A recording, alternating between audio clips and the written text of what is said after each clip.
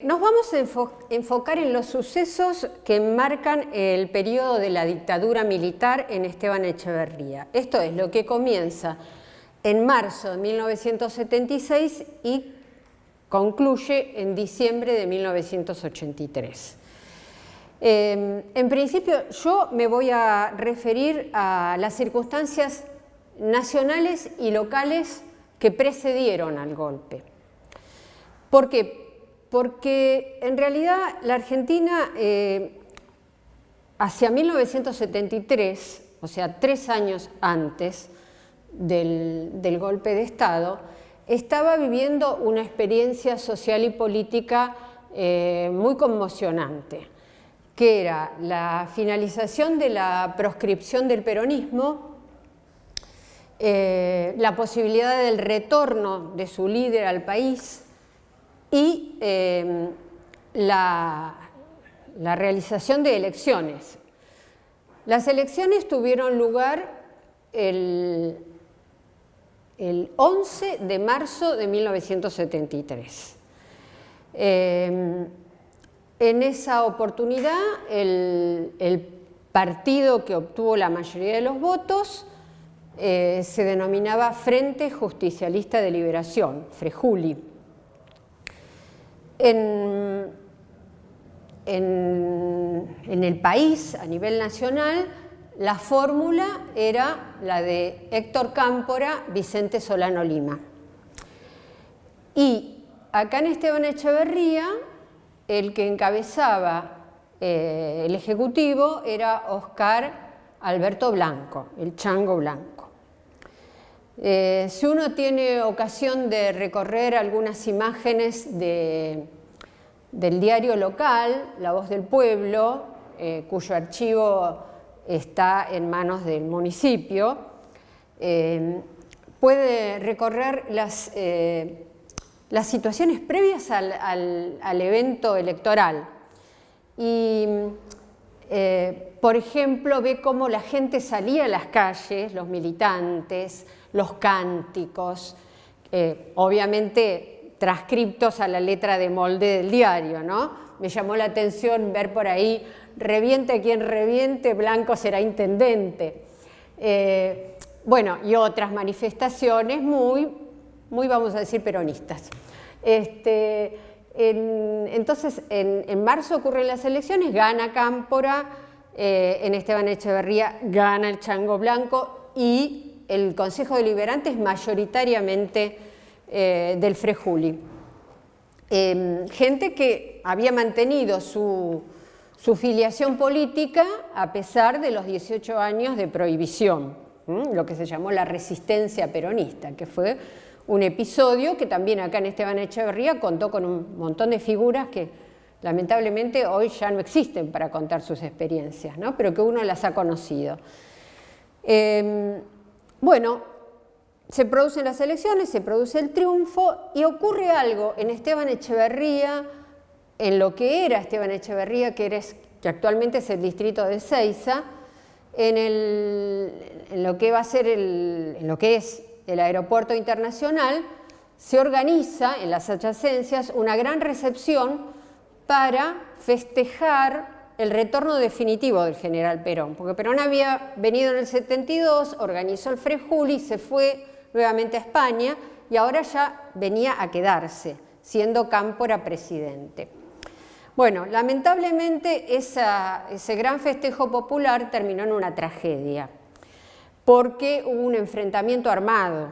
¿Por qué lo traigo a colación en estas circunstancias? Porque las líneas que se enfrentan en esa ocasión, lo que hoy llamaríamos la derecha peronista o la gente que buscaba una organización vertical, donde había algunos dirigentes de las cúpulas sindicales, y bueno, que querían que Perón les perteneciera, o sea, poner al conductor al frente del gobierno, que no fuera Cámpora, sino el propio Perón, y eliminar todo lo que en esos años se había ido acercando al peronismo, que era la juventud movilizada, la famosa juventud peronista, las organizaciones armadas, Montoneros, el ERP y demás, que habían decidido en ese momento bajar su nivel de agresión armada, esperar cómo seguía este gobierno. Bueno, sin embargo, ahí en Ezeiza ocurrió un enfrentamiento armado que se llevó cientos de vidas. No están los números exactos de la cantidad de gente que murió.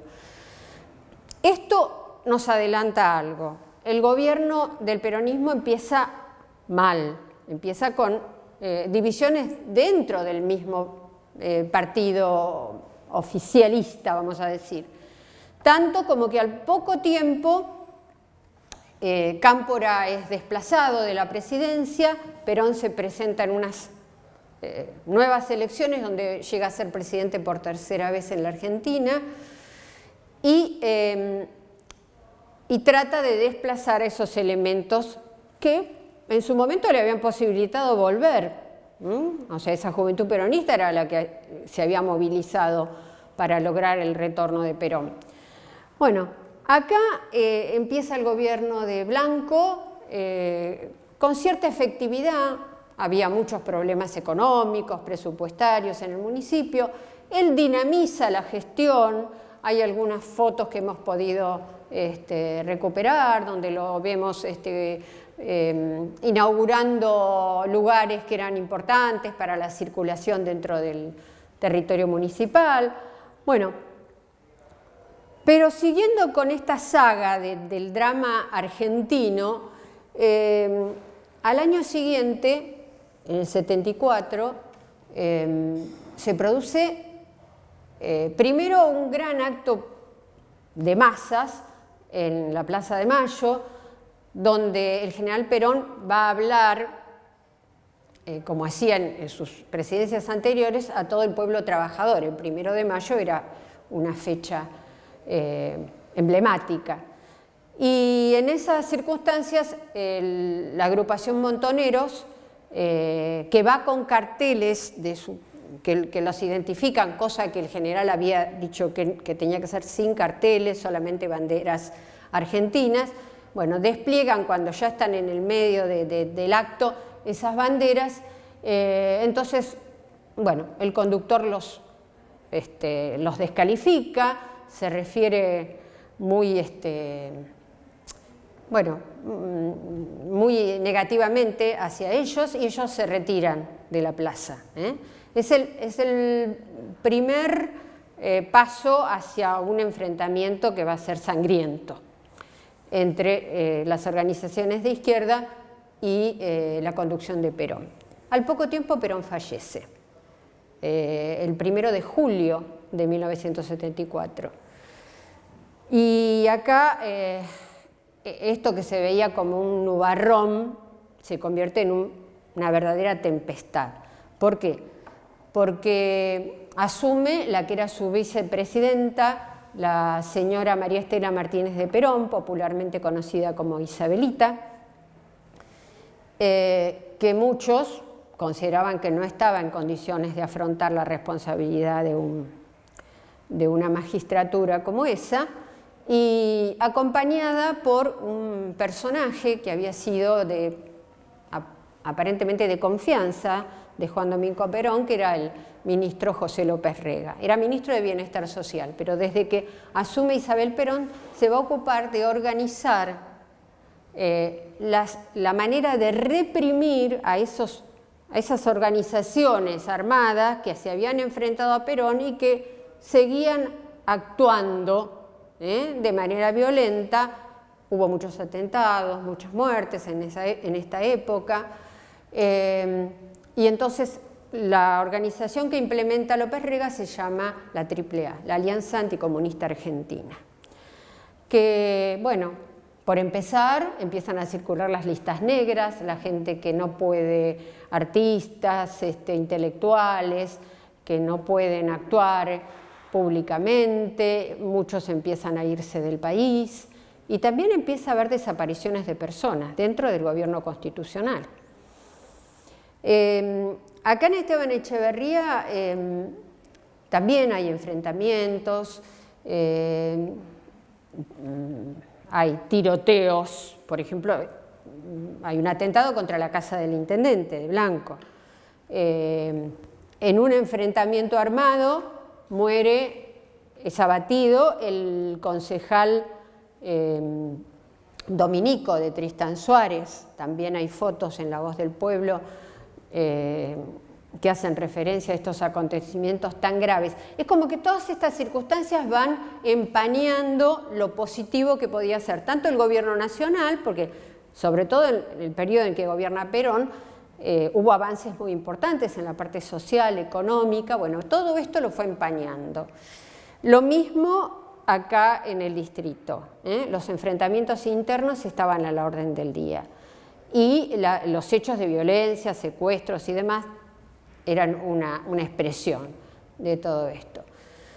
Ya a fines del 75 se hablaba de que el gobierno de Isabelita no iba a concluirse, de que la única manera de contener esto era que las Fuerzas Armadas tomaran el poder. Piensen que estamos hablando de una sociedad que durante casi medio siglo había estado viviendo la periodicidad de los golpes de Estado. O sea, asumía un gobierno elegido por las urnas, había alguna discrepancia, se le ponían dificultades para llevar a cabo su acción de gobierno y entonces la oposición golpeaba los cuarteles y las Fuerzas Armadas tomaban el poder. Esto ocurrió en 1930, en 1943, en 1955, en 1962, en 1966, con matices, porque cada golpe de Estado tuvo matices diferentes. Así que no es raro pensar que la sociedad argentina estuviera, no digo quiénes, digo había responsables de estas ideas que se barajaban, pero había un consenso social sobre que la única salida sería la intervención de las Fuerzas Armadas.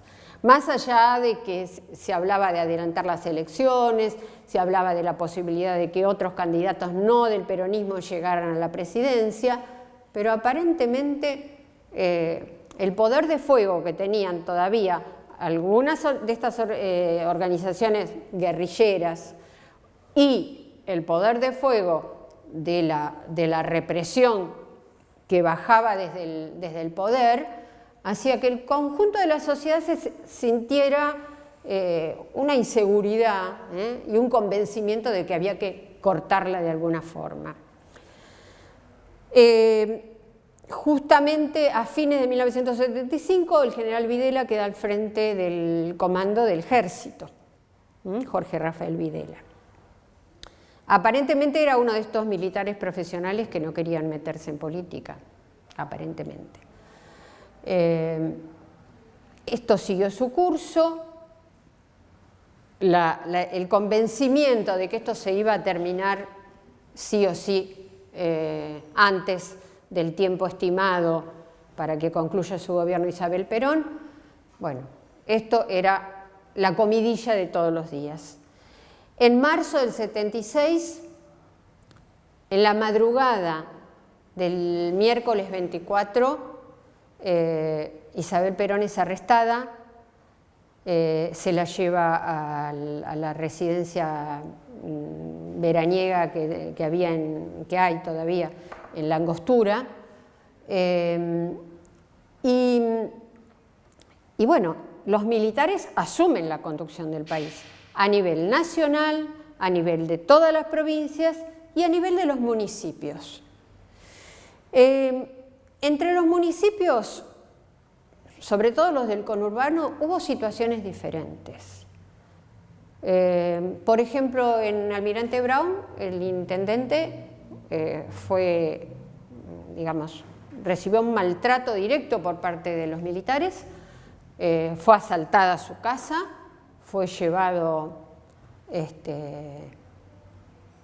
en cautiverio, estuvo 10 días desaparecido. ¿Saben dónde estuvo el que era intendente de Adrogué? En la comisaría de Monte Grande. Durante 10 días, después lo dejaron en libertad. En Esteban Echeverría la situación fue diferente. Cuando Blanco se acerca a esa mañana del día 24 a ingresar, como que no sabía nada de lo que había pasado, bueno, un soldado le impide el ingreso, le pide que se identifique y le pregunta si no sabe que hubo un golpe de Estado. Él le dice que no, bueno, lo dejan entrar a sacar sus efectos personales y se tiene que ir. Al día siguiente del golpe hay un asueto, o sea que no se trabaja en las escuelas, no se trabaja en la administración pública. Después del asueto, Blanco vuelve a la intendencia y se le permite mantenerse hasta que el gobierno provincial, el gobierno de facto, que va a ser ejercido por el general Ibérico Saint-James, le acepte la renuncia. Pero antes de todo eso, Blanco va a tener que rendir cuentas de los gastos que tuvo el erario municipal, de las inversiones. Los militares decían que venían a imponer el orden y la paz, pero también la honestidad en los negocios públicos, o sea, si había actos de corrupción, bueno, venían ellos a limpiarlo. Digo, pensando en lo que fueron después los militares en sus 7 años de gobierno, es como una ironía, ¿no? Es como una burla pensar que venían a imponer la honestidad en los negocios públicos. Pero bueno, parece que Blanco pudo dar respuesta a los requerimientos, inclusive se le permitió que en esos 3 meses en que siguió la intendencia llegara a inaugurar obras públicas que había iniciado, las pudo concluir en ese tramo y las inauguró. Un tramo de la Colorada, de la avenida Pedro Dreyer, fue inaugurado el 25 de mayo, o sea, la fecha patria, todavía la celebración la encabezó Blanco. Entonces ahí se inauguró esta parte de la avenida Pedro Dreyer y también se creó en ese momento, no en las dependencias actuales, sino en la escuela número 14, el Museo Municipal, porque el museo fue la creación fue decidida por un decreto de este gobierno, el de Blanco. Las instalaciones actuales vienen de otro mandato muy posterior, pero se inaugura antes de que Blanco deje la intendencia. El 2 de junio, Saint-James le acepta la renuncia y asume el comodoro Juan Carlos Faber-Giotti, como, acá le decíamos intendente, pero es comisionado municipal. Intendente es cuando es elegido por las urnas, elegido por el voto popular. Este señor estaba puesto por el gobierno militar, o sea, la absoluta verticalidad. El gobierno central que ejercía la Junta de Comandantes, que yo no lo dije, pero bueno, se supone que eso lo conocen la mayoría de los que nos están siguiendo. La Junta de Comandantes eran los jefes de las 3 armas, Videla, Macera, Agosti, pero a su vez uno de ellos quedaba a cargo de la presidencia de la Nación. En este caso, el comandante del ejército, que era Jorge Rafael Videla. Ellos a su vez designaban en cada provincia quién iba a ser el gobernador y los gobernadores designaban a los intendentes, que en realidad, como les digo, eran comisionados. Yo voy a ir dejando la palabra a mis colegas porque acá se inicia el tema que realmente nos ocupa, que es lo que pasó en nuestro territorio durante la dictadura militar. Y lo único que quería dejar planteado es que en muchos aspectos, esos 3 meses en los que estuvo Blanco en la intendencia, no se notó el enfrentamiento con las nuevas autoridades militares. ¿no? O sea que acá se vivió casi como una continuidad, a diferencia de otros municipios donde la persecución hacia los funcionarios que venían del periodo democrático fue mucho más contundente.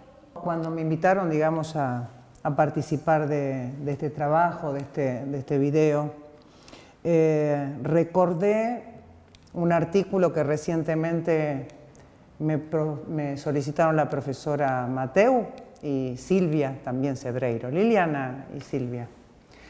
¿Qué título ponerle a lo que ocurrió en Esteban Echeverría durante la dictadura?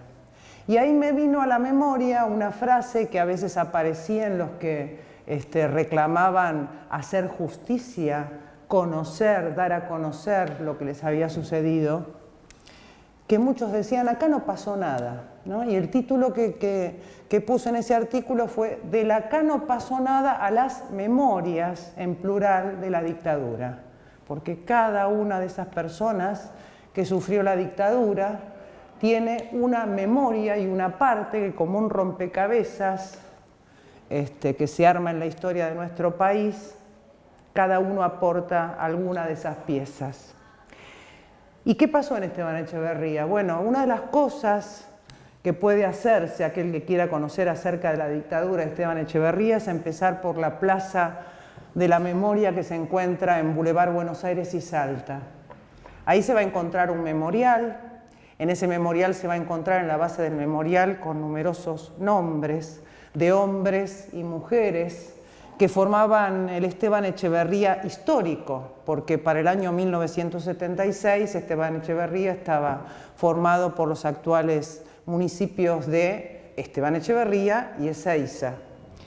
Y aún en el momento de hacerse ese memorial, con la escultura que se coloca o que está como que lo preside, hecho por la escultora local, Patricia Simek, en el momento en que se terminó de montar el memorial, las listas estaban incompletas. Es decir, aún cuando uno llega a uno de los pocos municipios que tiene un lugar de homenaje destinado a sus detenidos desaparecidos, nos encontramos que esas listas estaban incompletas. ¿Y por qué hablamos de listas incompletas? Porque nunca entregaron los archivos, porque nunca dijeron dónde están, porque nunca dijeron dónde están los desaparecidos, dónde están los cuerpos, qué hicieron con ellos. En las primeras marchas de la democracia, que se hacían a Plaza de Mayo y demás, los organismos de derechos humanos decían, digan dónde están, y nunca dijeron dónde estaban. Así que las listas siempre son listas abiertas y no completas, que se siguen construyendo. De cualquier manera, esas listas que aparecen en el memorial, en la base del memorial, en la plaza del Boulevard Buenos Aires y Salta, representan bastante las memorias o la base o las huellas del terror en Esteban Echeverría. Ahí encontramos nombres de hombres, mujeres, principalmente jóvenes, principalmente pertenecientes a la clase trabajadora. Lo mismo que pasó en Esteban Echeverría, lo podemos ver en los informes de la CONADEP, a la hora de hacer el Nunca Más, que la clase más afectada pertenece a la clase obrera y al movimiento obrero, es decir, la mayoría de los desaparecidos eran jóvenes pertenecientes a la clase trabajadora, al movimiento obrero. Luego le siguen estudiantes, miembros de otras profesiones, religiosos, que no comulgaban con la posición oficial de la Iglesia, que se encolumnó con el proyecto de la dictadura o el autodenominado proceso de reorganización nacional, cristianos también, es decir, hombres de distintas trayectorias políticas, de distintas trayectorias profesionales, de distintos oficios.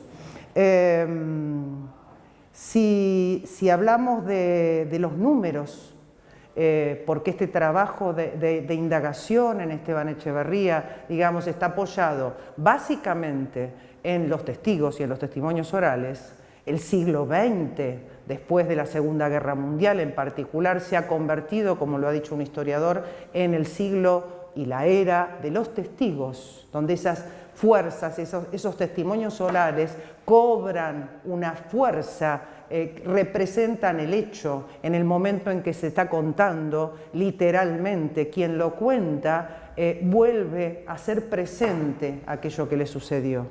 Y los historiadores también, desde la Segunda Guerra Mundial en adelante, han aprendido a que para hacer historia reciente no puede desestimarse las fuentes, o no pueden desestimarse las fuentes orales. Retomando el hilo, en esa Plaza de la Memoria entonces aparecen los nombres de los trabajadores detenidos desaparecidos de la química Mebomar. Aparece el nombre de Carlos Ochoa, delegado del Banco Nación. Aparece el nombre de Marta Alonso, Victoria Borelli, Díaz Bonifacio, los 3 delegados gremiales de la Fábrica Argentina de Cerámicas Armanino. Y no es casual que aparezcan delegados gremiales, no es casual. Ese autodenominado proceso de reorganización nacional venía realmente a implementar un plan para desestructurar en lo social, en lo económico y en lo político la sociedad argentina. Una sociedad que venía hasta la década del 70, con todas sus características que tenían que ver con un proceso de radicalización de la violencia a partir de la obturación de los canales para ejercer la política por vías democráticas, ¿no? Porque esto tampoco podemos olvidarlo, y el marco internacional, digamos, que tenía que ver con procesos revolucionarios y al que adherían estas juventudes dentro de un país en donde los canales democráticos, repito, estaban obturados, ¿no? Como citó antes la profesora Mateu, entre 1930 y 1976, solo el primer gobierno de Perón pudo terminar, un presidente democrático pudo terminar ese mandato. Bien, entonces, en estas condiciones, en donde este proceso vino a desestructurar un país y una sociedad en donde el reparto inclusive del PBI, el reparto de la riqueza dentro de los sectores trabajadores y obreros llegaba casi al 50%. Entonces, para poder implementar esto, que por primera vez un golpe de Estado en la Argentina dejó de llamarse revolución, se llamó proceso de reorganización nacional, esto estaba extendido y dirigido no solamente a las organizaciones armadas, sino a toda la población civil.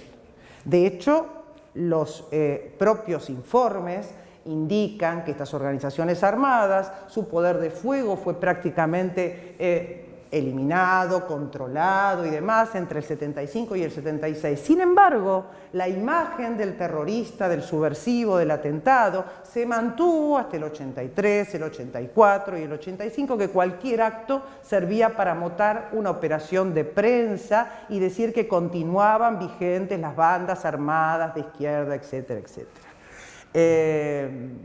Dentro de lo que pasaba también en su conjunto en Latinoamérica, la doctrina de la seguridad nacional, el Plan Cóndor con la alianza de las dictaduras que existían en la región. Y entonces volvemos ahora al esquema. Para poder aplicar ese plan que apuntaba, digamos, a la revalorización financiera, la desindustrialización y el endeudamiento, el principal enemigo era la clase trabajadora y esa juventud militante, comprometida, que trabajaba en los barrios, que eran cristianos, cristianos militantes de trabajo en las zonas, digamos, cristianos que se identificaban como revolucionarios, cristianos que hacían trabajo de base, compañeros como los miembros de la fábrica Mebomar, los hermanos Torres, Armando, Dardo y Edgardo Torres, 3 hermanos de la misma familia, Raúl Eduardo Manrique y Oscar Sarraile. Los 3 hermanos Torres contaba la familia, contaban los hermanos, contaban los compañeros trabajadores, contaban las esposas de ellos. que cuando algún vecino en el barrio de La Morita o en el barrio de Martínez Moreno en siglo XX tenía algún inconveniente, había fallecido algún familiar, se volaban las chapas después de alguna tormenta, ellos acudían a la municipalidad porque había que resolver el problema al vecino. Entonces, esta era esta juventud involucrada con la primavera del 73, con el retorno de Perón, y que eran solidarios también y participaban con sus compañeros en las fábricas por constituir y establecer nuevas condiciones de trabajo. Yo puedo volver después a retomar un poco esta cuestión que tiene que ver con las fábricas en particular, pero lo que no hay que olvidar con respecto a las fábricas, con respecto a Ochoa, con respecto a Cerámica Armanino y con respecto a la Mebomar, es que la clase empresaria recurrió a la dictadura para eliminar estas comisiones gremiales internas y restablecer las condiciones de trabajo previas que existían antes de la creación de estas comisiones gremiales internas. Dentro de la química Mebomar, por ejemplo, se creó la comisión gremial interna casi a mano alzada de sus compañeros después de la muerte de un compañero de trabajo que cayó en un cilindro con ácido. Y bueno, se activó la electricidad. Bueno, después de eso, ¿qué ocurrió?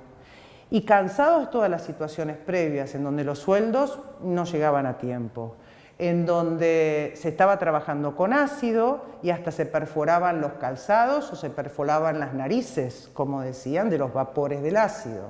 Y el médico laboral que trabajaba para la empresa te mandaba otra vez a trabajar. Después de la muerte de este compañero, se crea casi a mano alzada esta comisión gremial interna. Y estas comisiones gremiales internas de base, que tenían un carácter, siguiendo las líneas políticas de la época, clasista y revolucionario, y que a veces se distanciaban de otras sindicales de carácter burocrático, se forman dentro de la fábrica y establecen aquellas condiciones que después, por las cuales, digamos, se los persiguió. Por ejemplo, la reducción de la jornada laboral a 6 horas de trabajo, como establecía el convenio colectivo de trabajo del sindicato de químicos, porque estamos hablando de trabajo insalubre. La colocación de la copa de leche, por ejemplo, que los sueldos se pagaran de manera regular, que el médico de la fábrica atendiera, digamos, como debía a los compañeros. Bueno, esto duró poco tiempo, ¿no? Poco tiempo. Entre el 7 y el 8 de diciembre, en esa noche terrible, entre el 7 y el 8 de diciembre de 1976, los 4 miembros de la química Mebomar, que eran vecinos de Esteban Echeverría, repito, barrio Martínez Moreno, barrio La Morita y demás, son secuestrados. Pasan casa por casa por la casa de estos 2 hermanos, uno de ellos ya había recibido como amenazas, habían atacado su casa, Edgardo Torres, y se había trasladado a Merlo. Luego consiguen también la dirección de Edgardo y lo van a buscar Edgardo a Merlo, y antes pasan por la casa de Raúl Manrique. En esos secuestros fueron secuestrados los 4 miembros de la química Mebomar, la esposa también de Edgardo Torres, y el cuñado menor de 16 años de Raúl Manrique. Probablemente hayan sido llevados, en su momento la familia sostenía la posibilidad de que haya sido el Vesubio, y la comisión Vesubio Puente 12, por algunos datos, supone que haya sido Puente 12. Luego, y esto lo tomo como un caso paradigmático de lo que pasó, pero probablemente haya pasado lo mismo en Armanino. Luego de desaparecer la comisión gremial interna, la dirección empresaria de la química Mebomar restableció las condiciones de trabajo existentes antes de la comisión gremial interna. Es decir, restableció las condiciones de explotación existentes. Y lo que pasó en Esteban Echeverría también pasó en el Gran Buenos Aires y en el país. Pasó en la Ford, pasó en Mercedes-Benz, pasó en Asindar, pasó en el Ingenio Ledesma. Entonces, Como dice Inés Izaguirre, como dice Victoria Basualdo en este caso, que es una especialista entre dictadura y movimiento obrero, el empresariado argentino no aprovechó las condiciones que le dio la dictadura, sino que se sirvió de la dictadura, convocó a la dictadura para sacar, digamos, ventaja de ese proceso, digamos, de reorganización nacional, en donde por algo habitualmente lo venimos nombrando últimamente como dictadura cívico, militar y eclesiástica, porque también incluyó a parte de la cúpula de la Iglesia, o la cúpula de la Iglesia, a diferencia de lo que podían ser los cristianos de base. Si vamos a las cifras del horror en Esteban Echeverría, si vamos a los números del horror en Esteban Echeverría, más de 80 detenidos desaparecidos. Volvemos a decir que son siempre listas que están en construcción, porque ellos no han entregado las listas, no han entregado los archivos. Más de 80 detenidos desaparecidos que figuran en el registro único de víctimas del terrorismo de Estado. Más de 70 NN que ingresan entre 1975 y 1983 en el cementerio de Monte Grande. Uno dice, bueno, puede ocurrir, ¿no?, que existan NN.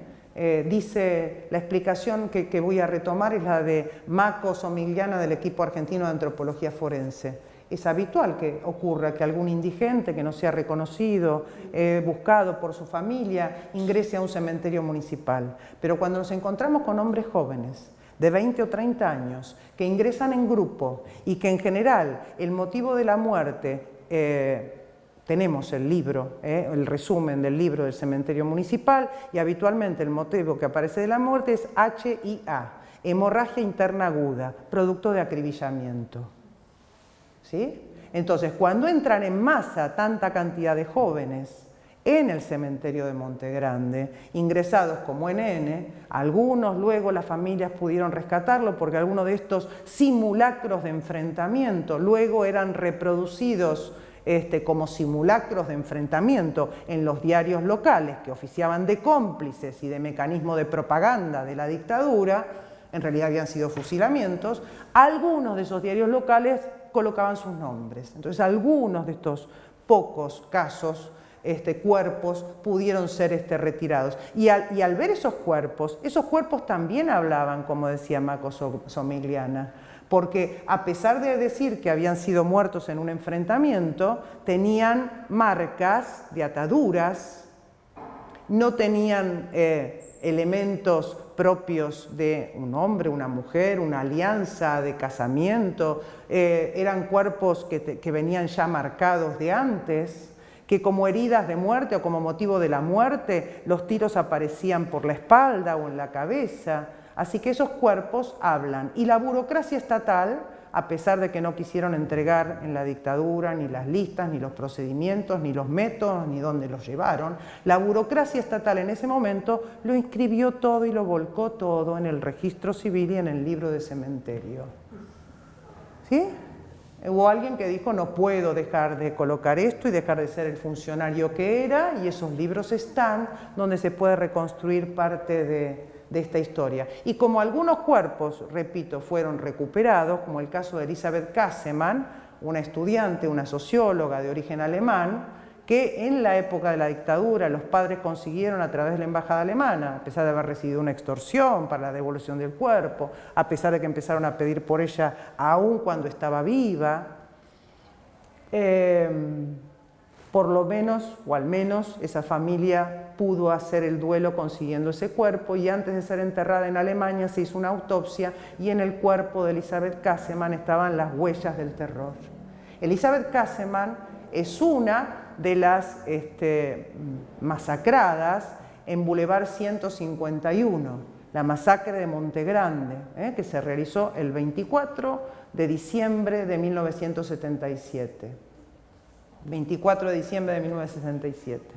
Y acá entramos un poco en otro hecho significativo en el partido, la masacre de Monte Grande.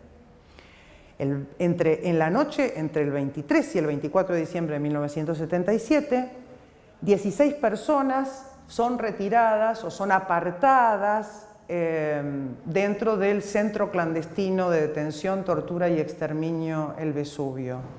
Se les dice que van a ser trasladadas. Bueno, por traslado era el eufemismo que usaba muchas veces la dictadura en ese momento y en los centros para hablar del exterminio de personas, pero no necesariamente todos en ese momento lo percibían o lo sabían. Algunos pensaron que quizás, como ocurría con algunos pocos, iban a ser llevados a otro centro clandestino y quizás dejarlos a disposición del PEN, como se decía, del Poder Ejecutivo Nacional, en una cárcel legal, o sea, pasaban de la clandestinidad a la legalidad para luego ser liberados. Quizás algunos también pensaron esto.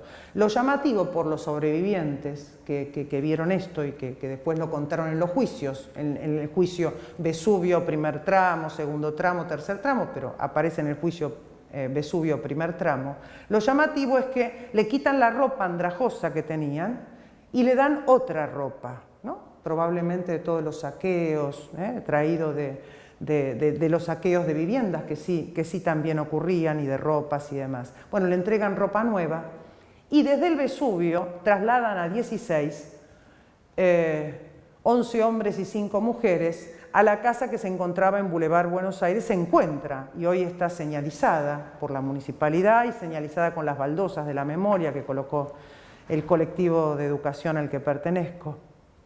A esa casa de Boulevard Buenos Aires 151 se lo traslada en horas de la madrugada, ya estamos en el 24 de diciembre, y ahí se monta una operación de inteligencia que ya aparece en la DITBA, en la Dirección de Inteligencia de la Policía de la Provincia de Buenos Aires, junto con el Regimiento Tercero de la Tablada, del que se trasladaron algunos soldados, en horas de la madrugada.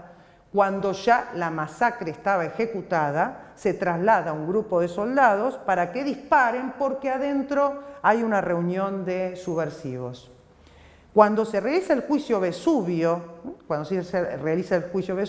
hay un conscripto que participó de esa situación, obligado por esa situación del servicio militar obligatorio, y que también dio testimonio, y entre palabras más o palabras menos, él da a entender como que cuando ingresó a la casa solo se encontró con cuerpos, y el oficial que estaba a cargo le decía que, bueno, que les disparara y que diera como el tiro de remate, ¿no? Y que él disparó hacia otro lado por la repulsión que le provocaba la situación. También estaba presente en ese juicio y también dio testimonio Casinelli, miembro del Cuerpo de Bomberos Voluntarios, un valiosísimo testimonio, y que contó cómo se encontró, los llaman a los bomberos para trasladar a esos 16 cuerpos en la madrugada ya del 24 hacia el cementerio de Monte Grande. Y ahí fueron enterrados, primero estuvieron aparentemente en la morgue municipal, luego fueron colocados en fosas comunes, y a los pocos días en los diarios de la época, en La Razón, en Clarín, por supuesto, en Clarín, en La Nación, en un diario La Voz del Interior de Córdoba, porque parte de este grupo venía siendo corrido desde Córdoba y luego secuestrado, detenido, desaparecido y concentrado en el Vesubio, así que también se dio a conocer en La Voz de Córdoba, y ahí aparecen, como tenemos en alguna de estas fotocopias, los nombres de 9 de ellos. Bueno, no recuerdo en este momento, 9, 6, bueno, un número, no era el número completo de los 16. A partir de eso, algunos familiares pudieron acercarse hasta las autoridades municipales, la comisaría y demás, para intentar retirar los cuerpos.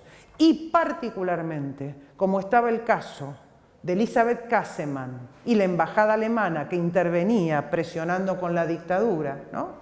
La Mercedes-Benz, los negocios que había entre Alemania y la dictadura y demás, había esta mujer joven, esta joven socióloga que entregó su vida en esta parte de América Latina. Ese cuerpo también, en cierta medida, empujó la identificación de, no todos, algunos de esos cuerpos. En situaciones terribles los familiares tuvieron que acercarse a ver esos cuerpos, y también están los testimonios de ellos que le encontraban ataduras, donde se observaban los orificios de ingreso de las balas, que no tenían cadenitas, que no tenían anillos, que estaban muy golpeados. O sea, esto que pretendió ser el simulacro de un enfrentamiento, los cuerpos hablan y mostraban que ellos habían sido detenidos y trasladados a ese lugar.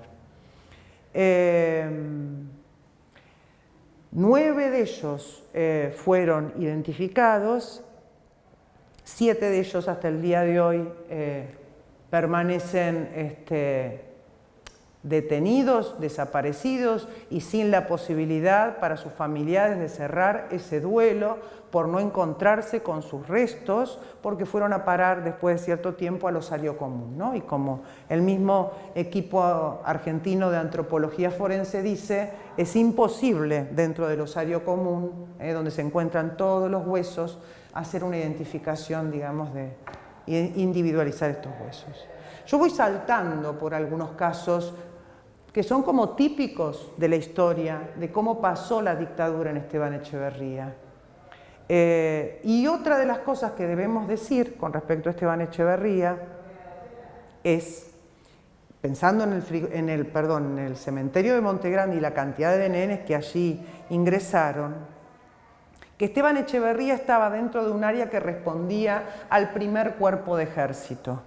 Y con respecto a ese primer cuerpo de ejército, había en esta zona una serie de centros clandestinos de detención, tortura y exterminio, como son Cuatrerismo o Brigada Güemes, Puente 12, el Vesubio. En esa área, vinculado con el Regimiento Tercero de la Tablada, había dentro de Esteban Echeverría, del Esteban Echeverría histórico, 5 centros clandestinos de detención.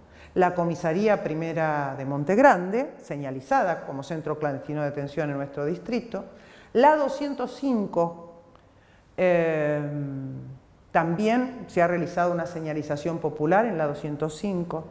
La 205, probablemente tanto la 205, Comisaría de Montegrande, fueran como centros satélites que a veces podían servir como puestos sanitarios o lugares donde, por los testimonios, han ido embarazadas en estado avanzado de gravidez, que luego fueron separadas de sus hijos, ¿no? Cuando uno habla de los 30.000, uno tendría que hablar también de 30.400 por los 400 nietos que faltan, cerca de 100 han sido ubicados, pero hay 300 que probablemente desconozcan su identidad y entonces en un punto también se mantienen como detenidos, desaparecidos. Probablemente la 205, la Comisaría Primera de Montegrande, fueron en su momento, sí fueron centros clandestinos de detención, pero como complemento de Vesubio, Puente 12, Cuatrerismo, como puestos sanitarios, como lugares intermedios, pero aquí sí se produjeron detenciones, torturas, muertes, vejaciones a mujeres, separación a las mujeres de sus hijos. CIPRA, el Centro de Instrucción del Profesional Aeronáutico sobre la autopista Riccieri, camino al aeropuerto, y la Unidad Penal de Mujeres de Ezeiza. Estos son los confirmados, podríamos decir, y hay una investigación sobre donde funcionó la empresa de antenas Trasradio Internacional, también como probablemente un centro clandestino, y el último, uno de los últimos comisionados civiles por la dictadura, Alberto Groppi, se lo ve caminar en época de dictadura por allí, por Trasradio Internacional, con altos mandos, digamos, del gobierno militar, ¿no? Y esto me trae a la memoria algo que había dicho yo al principio. ¿Cuándo podemos decir de acá no pasó nada las memorias de la dictadura? Y hay un año para Esteban Echeverría, que es el año 2007.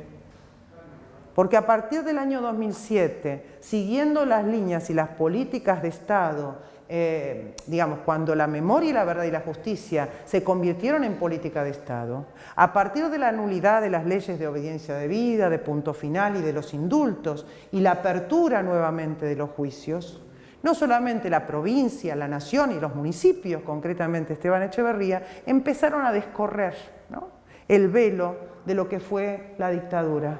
Si yo pienso o trato de simplificar y pensar qué es que confluyó en ese momento, en ese año 2007, para que no fueran solamente trascendidos o no fueran solamente silencios de las familias que habían vivido la dictadura y que no sabían dónde o con quién, o sí mantener en privado o hacer pública el dolor, la estigmatización que vivieron, tanto a los que se llevaron como a las propias familias. ¿Dónde? ¿Por qué el año 2007?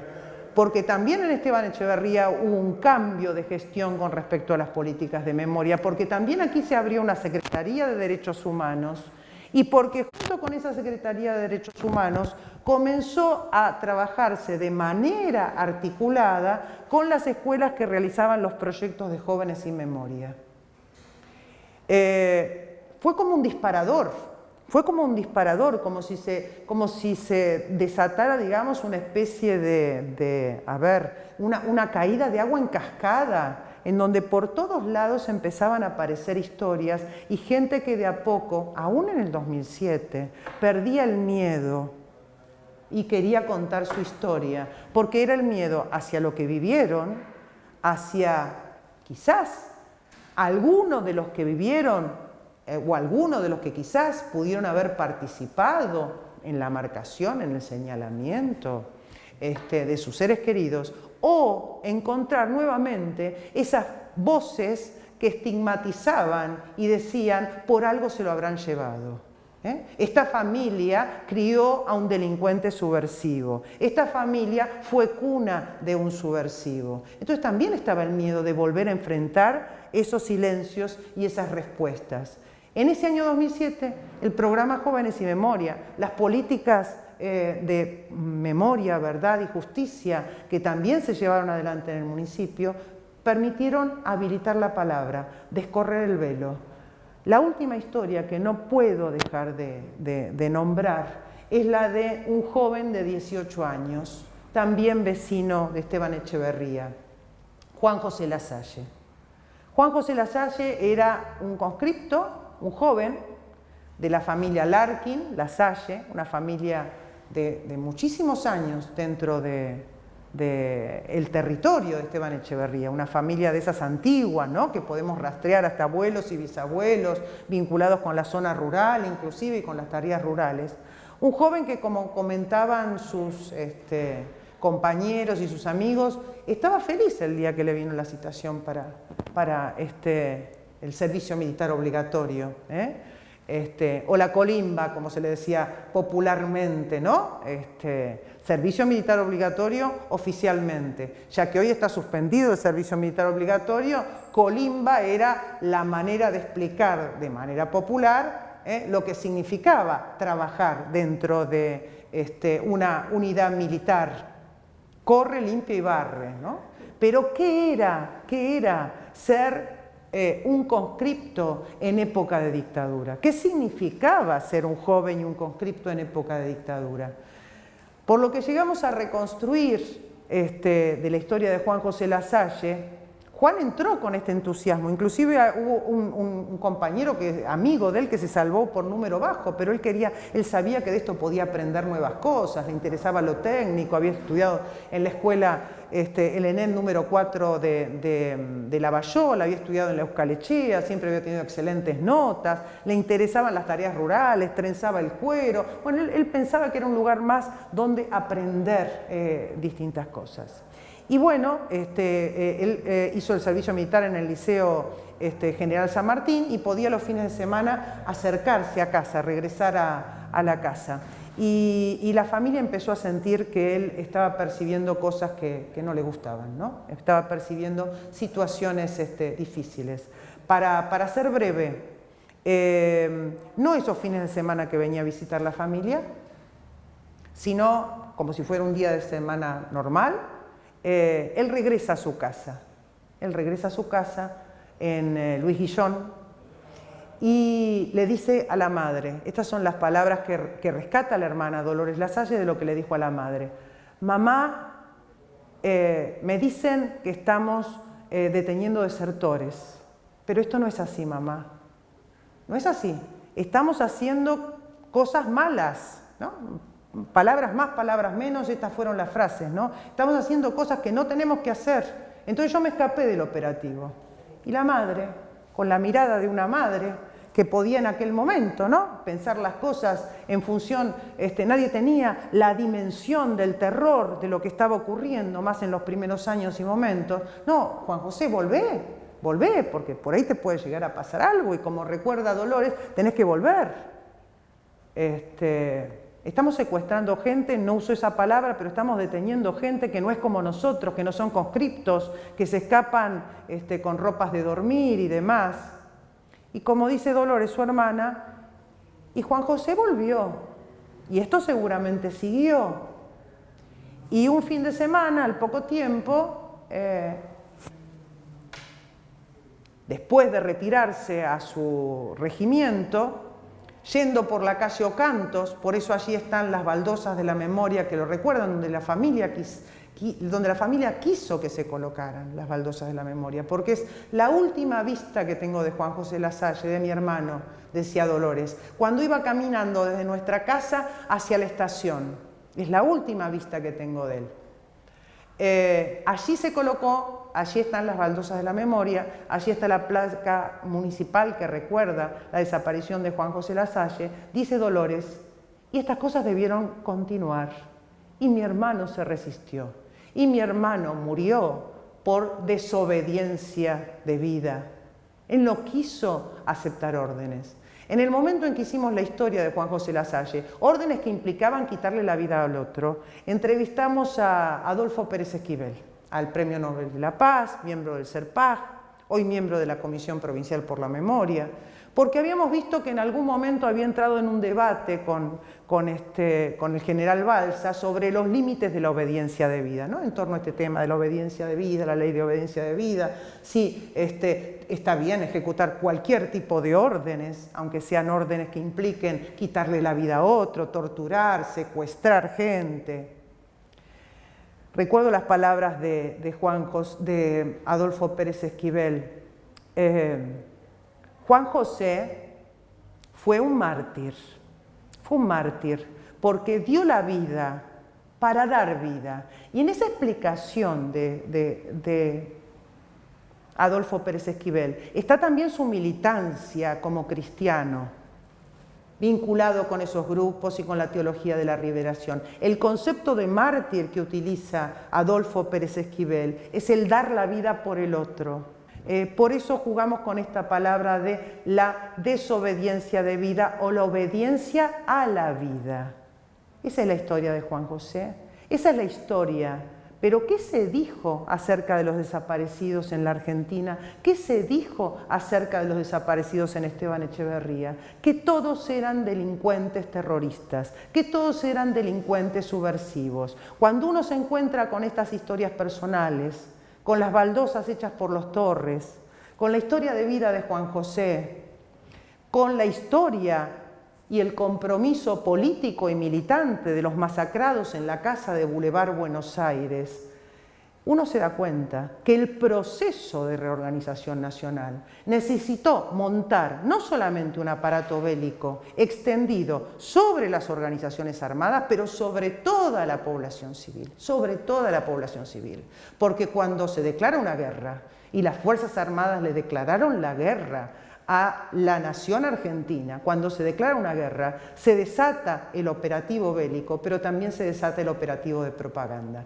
Y los medios de comunicación fueron cómplices, como lo son hoy, como cómplices vinculados con ese proceso en materia económica, en materia social, y reprodujeron algo que sirvió para sembrar en la sociedad, por un lado el pánico y por otro lado el convencimiento de que si por algo se lo llevaron, algo habrán hecho.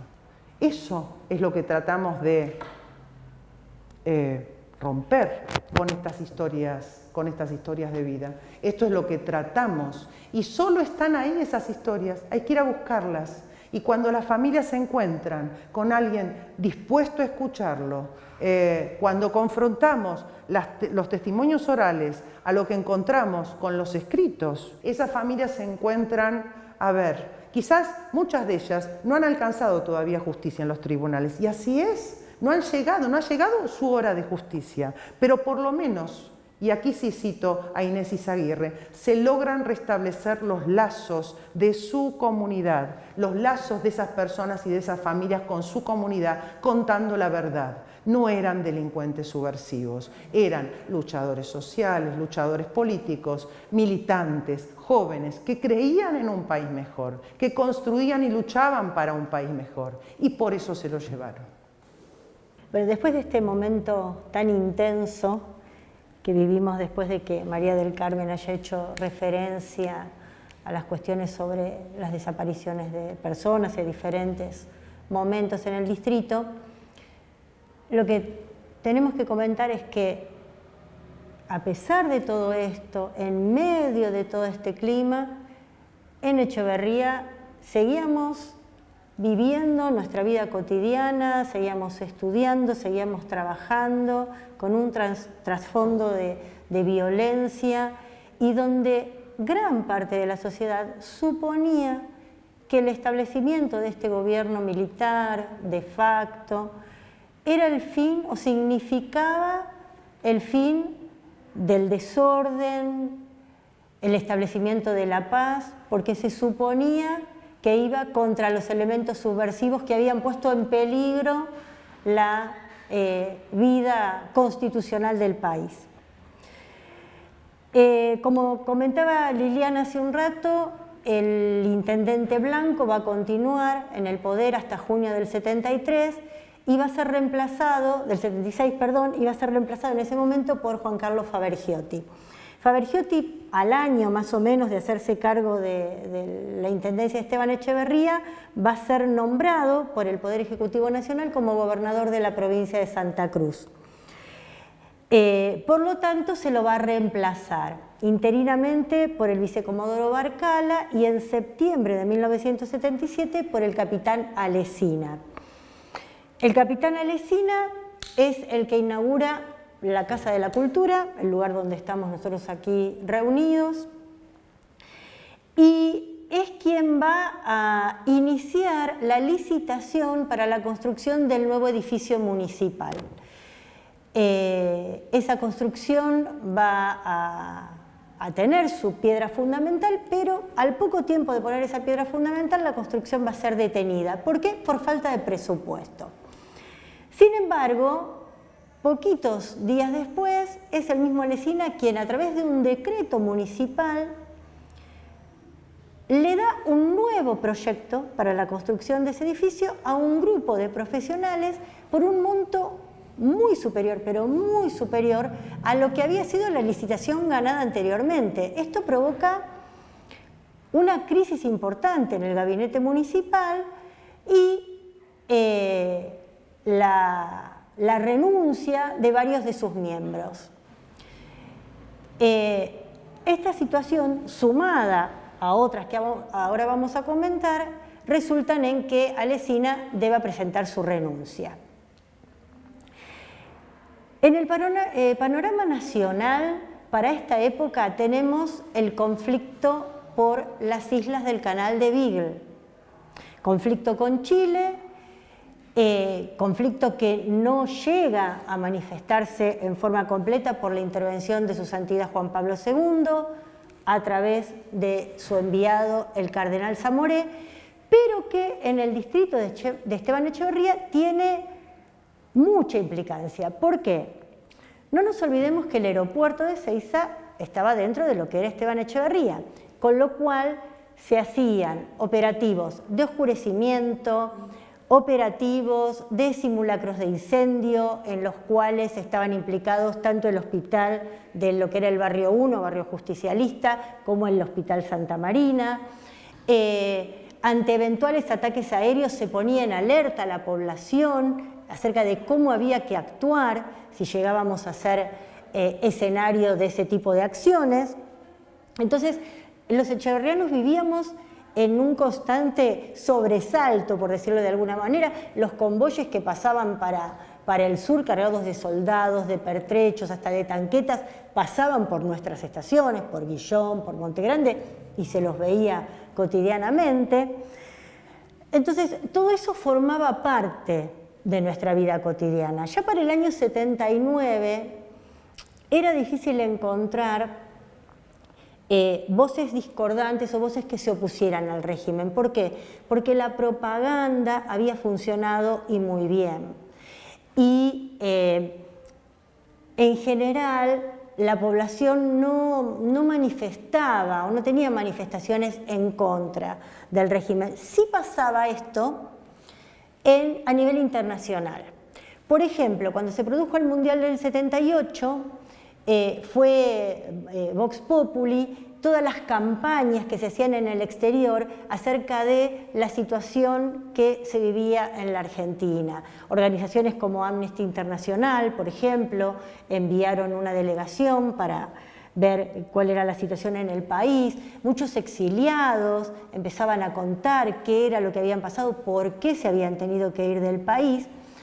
Entonces, el discurso de unidad nacional, de pacificación, de los argentinos somos derechos humanos, era como que necesitaba un sustento porque empezaba a resquebrajarse. ¿Dónde se encontró ese sustento o ese cimiento? En la Iglesia Católica. La cúpula de la Iglesia Católica, la jerarquía eclesiástica, que había sido cómplice, como dijo María del Carmen hace un ratito muy bien, de toda esta instalación de la dictadura, empezó a pergeñar una especie de estrategia en la cual algunos de los funcionarios militares fueran reemplazados por civiles, pero no por cualquier civil. Se estaba buscando profesionales, gente joven, que tuviera un buen desempeño profesional, que tuviera una imagen limpia, que estuviera vinculado a organizaciones católicas y que pudieran desempeñarse en ciertos lugares de la administración pública, sobre todo a nivel municipal. En el distrito de Esteban Echeverría, el sacerdote que fue un poco el encargado de buscar ese profesional que pudiera hacerse cargo de la intendencia fue el padre Nata. El padre Eliseo Nata era el cura párroco de Cristo Rey, la parroquia de Tristán Suárez, fue quien creó primero una guardería parroquial, luego jardín de infantes y posteriormente primaria, secundaria, hasta en la actualidad nivel terciario, y que a requerimientos del obispo de Lomas de Zamora, que en ese momento era Monseñor Desiderio Colino, tenía esa misión, ¿no? Buscar una persona idónea para ejercer el cargo de intendente en Esteban Echeverría. Y lo encontró en un joven contador que era profesor del Instituto Manuel Belgrano, creado por el padre Nata, que fue Alberto Groppi. Alberto Groppi se hace cargo en noviembre de 1979 de la intendencia de Esteban Echeverría y con él trae a un montón también de gente joven, gente vinculada también a la iglesia, que intenta darle a esta intendencia como un aire fresco, un aire renovador, como de acercarse un poco más al vecino para lavar esa imagen de gobierno militar, de facto, que se tenía anteriormente. ¿Qué empieza a hacer Groppi? Como los partidos políticos no funcionaban, estaban proscriptos, como Consejo Deliberante evidentemente tampoco había, empieza a acercarse a las sociedades de fomento, a los clubes barriales, a las instituciones, a las capillas, a las parroquias. Entonces se empieza a reunir con la gente que formaba parte de esas agrupaciones para ver cuáles son las necesidades de cada barrio.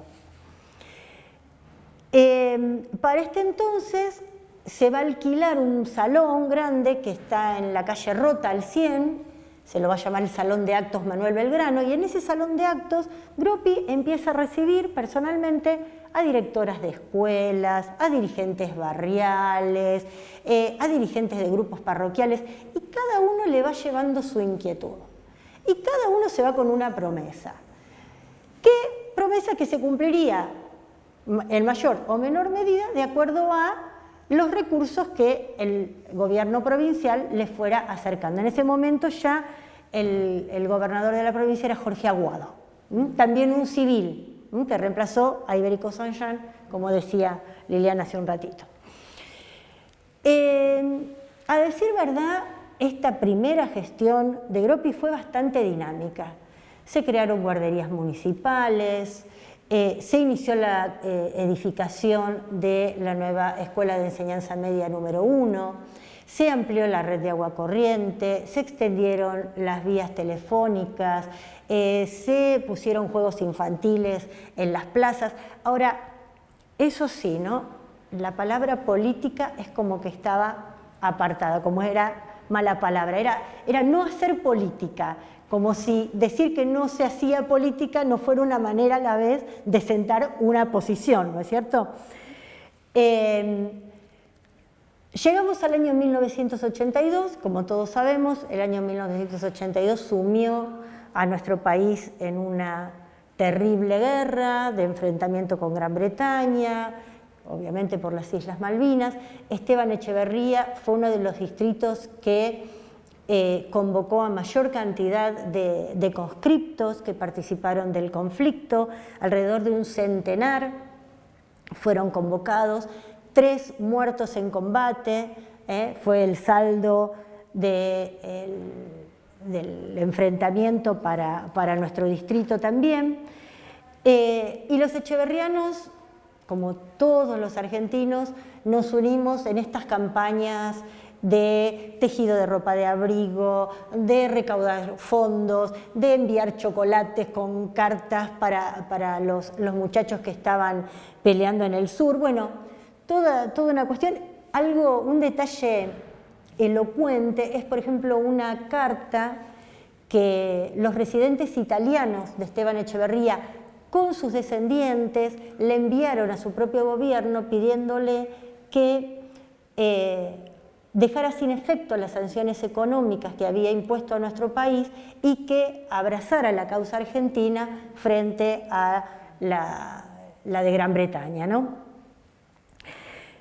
Como todos sabemos también, esta guerra terminó en una derrota oprobiosa. El objetivo principal del general Galtieri, que era presidente en ese momento, había sido unir al pueblo en esta causa común, en esta causa nacional, en esta reivindicación de los derechos sobre Malvinas, pero la verdad que la conducción fue malísima, espantosa, con una falta de estrategia y de operativa militar impresionante, con falta de preparación, con falta hasta de grandeza de parte de la oficialidad, y el autodenominado proceso de reorganización nacional ve como finalizado su proyecto. La recuperación de la democracia se hacía inminente y se hacía inevitable.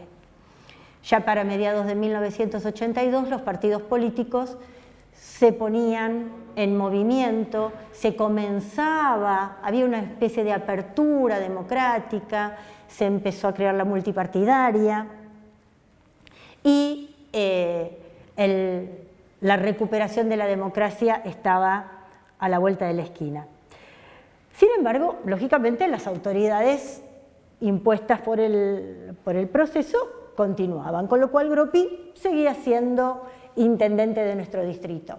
Lógicamente, con muchos menores recursos de los que tenía anteriormente. La guerra había dejado al país, si ya estábamos en crisis económica, peor todavía.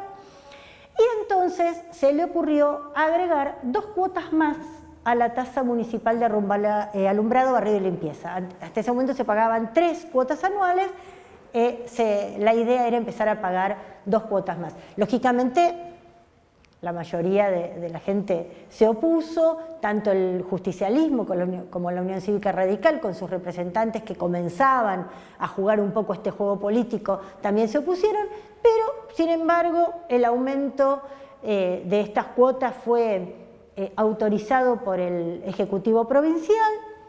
Gropi dijo que los fomentistas le habían dado su aval y en una reunión en el medio de tira y aflojes, el asunto es que empezamos a pagar 5 cuotas anuales de alumbrado, barrido y limpieza. Paralelamente a todo esto se empieza a visibilizar lo que comentaba María del Carmen recién, ¿no? Se empieza a hablar de este asunto de los desaparecidos, de qué habrá pasado, se empiezan a dar a conocer que en el cementerio municipal de Monte Grande podría llegar a haber algunos cuerpos que no sabemos, pero claro, estamos en el año 83. Era muy difícil tener esa perspectiva que tenemos ahora y empezar a cambiar esa mentalidad y esa propaganda que nos habían vendido a todos. También, como comentaban las chicas, el rol de los medios de comunicación fue fundamental. No nos olvidemos que en la Guerra de Malvinas, hasta el último momento se nos decía, estamos ganando. Entonces era sumamente difícil poder dar una vuelta de tuerca y poder empezar a tener otra visión de la que nos ofrecían estos medios de comunicación que consumíamos constantemente. No teníamos redes sociales, no teníamos internet, entonces uno suponía que el periodista de Clarín, de La Nación, era gente honesta que nos contaban lo que pasaba, no que estaba haciendo propaganda para el gobierno. Bueno, lamentablemente ahora conocemos que esto es así. La organización de madres, de abuelas, empezaron a tener mayor visibilidad, se empezaron a dar a conocer que había mujeres que habían dado a luz en situaciones de cautiverio y que había chicos que habían nacido en cautiverio, se empezaron a buscar esos hijos nacidos de esa manera, pero los tiempos seguían corriendo y los partidos políticos necesitaban empezar a marcar sus líneas de acción y nombrar a sus candidatos. En Esteban Echeverría el justicialismo consagra a Oscar Blanco como candidato para un nuevo gobierno municipal. En la Unión Cívica Radical, el que gana las internas por la línea más tradicional, en contra de la línea de Renovación y Cambio, va a ser Juan Miguel Tosoni. Y se crea un partido distrital nuevo que se llama Acción Vecinal, que es el que sigue un poco la línea de Gropi, que va a consagrar a Salinas, Alberto Salinas, como su candidato. El 30 de octubre de 1983 se realizan las elecciones, y en consonancia con las elecciones nacionales y las provinciales, en el municipio gana el representante de la Unión Cívica Radical, Juan Miguel Tosoni. Un dato curioso es que el Honorable Consejo Deliberante va a estar formado por 10 concejales de la Unión Cívica Radical y por la misma cantidad de concejales por el justicialismo, o sea, 10 y 10. Estaba bien polarizado el Consejo Deliberante.